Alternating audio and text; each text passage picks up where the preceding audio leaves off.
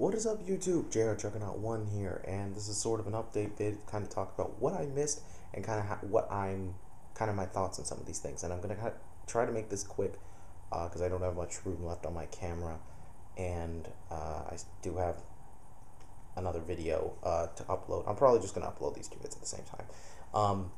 But basically, the past few weeks, nothing huge has happened. It's just mainly been focused on kind of a noticeable change we've been having in the development of this format. I'm trying to keep this. You know what? I'm just going to try to keep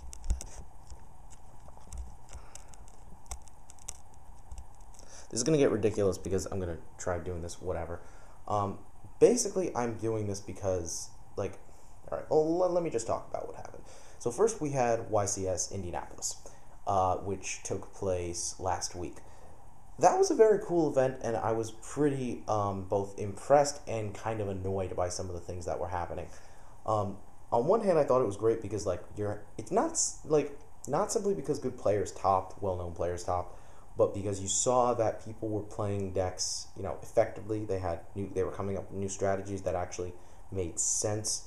Like, the format is aggressive, but not too aggressive, to where you could cards like I said, cards like Deep Prison are still good, which is great.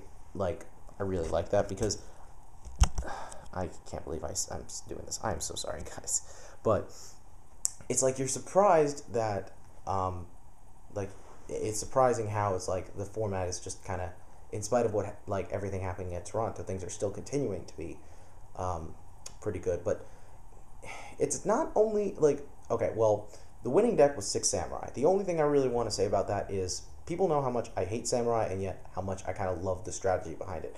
I like a deck that can produce creatures that are locked down and sort of protect themselves, but I hate 6 Sams because of how, to me, it's just such a linear luck-based deck. What bothers me about it, though, is the fact that people don't seem to get that the deck isn't simply good because one guy topped /won with it.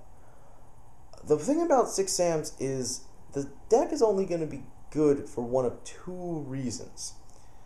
Either it's going to be because the player decided to do something really different with it, or it's the player himself. Now, people are kind of, the thing that makes me skeptical about this being really significant is two things. Number one, the guy drew Gateway almost every single match, apparently. So, that, to me, semi-ridiculous, at the very least. But on top of that, the fact that his build was different from what we've seen with other builds topping, yet it's, at the same time, quite conventional. The guy basically took an OCG build and put his own spin on it to a certain extent. The first time I thought 6 Sams might be a good choice for this format was when I saw a guy top a regional. I think it was in Charlotte or something, Charlotte regional, with 6 Sams. I saw the deck profile for it. The guy basically ran 14 monsters and then 13 traps, so it was a pretty trap heavy build, and I thought that was cool. What he did with it, and I was like, well, I think this is a good skeleton for what the deck should look like now. Junior Dorson's build, the guy who won, his build wasn't so much different. It was pretty similar, actually. He opted not to run certain cards that the other guy ran, and I think he also opted to main the Max Siege, which I disagree with in 6 Sams, but I will get to that whole dilemma in another vid. Still, big ups to him. It's just, it's 6 Sams. I'm never going to be that happy about it when it wins. Not because of the deck I'm playing, but because it's a frustrating deck. I mean, if Xian was at 2, so many more people would play it. Let's be honest here. But Xian shouldn't be at 2, so forget it. Aside from that, the event went smoothly.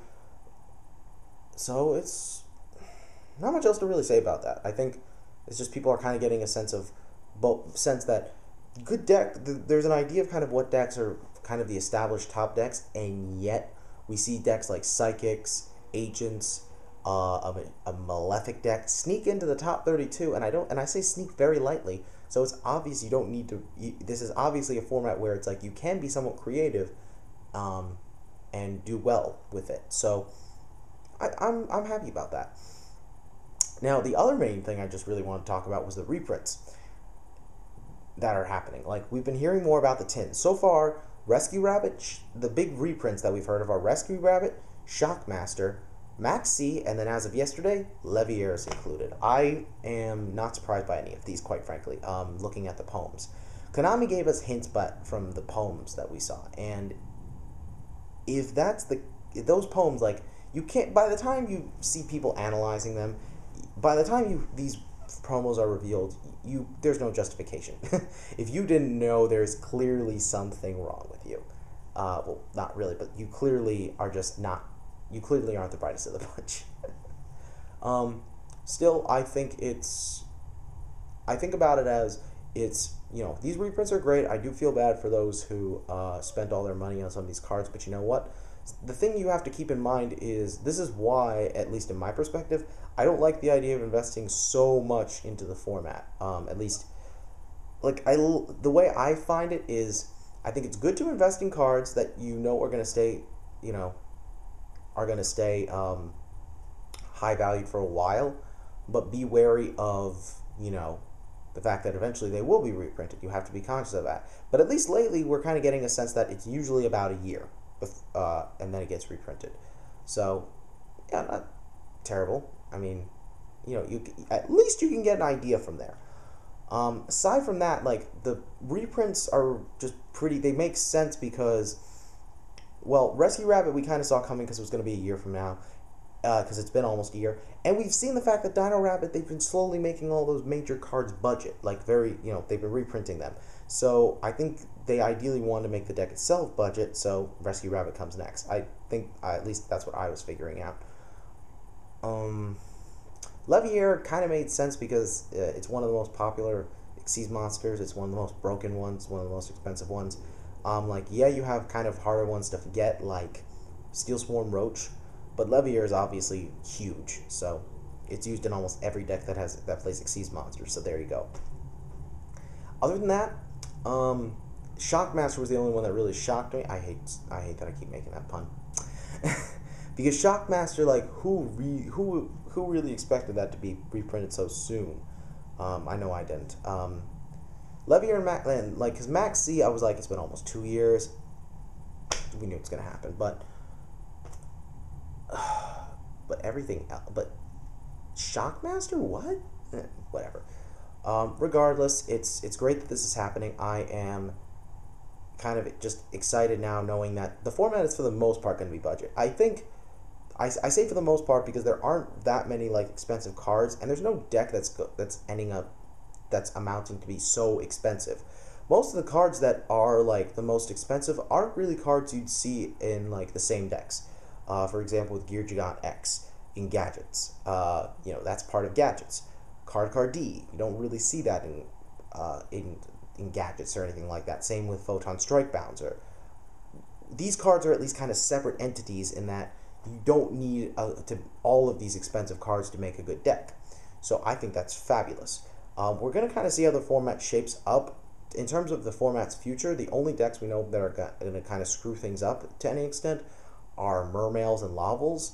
But other than, and now, of course, there's talk going around the Flaming Star archetype, which I'll get into in another discussion one day. But yeah, so pretty much that's what I missed. The only other thing I want to talk about quickly is regionals. I'll be going to next weekend in Stratford, Connecticut. I will be going there October 7th, the day after my LSAT.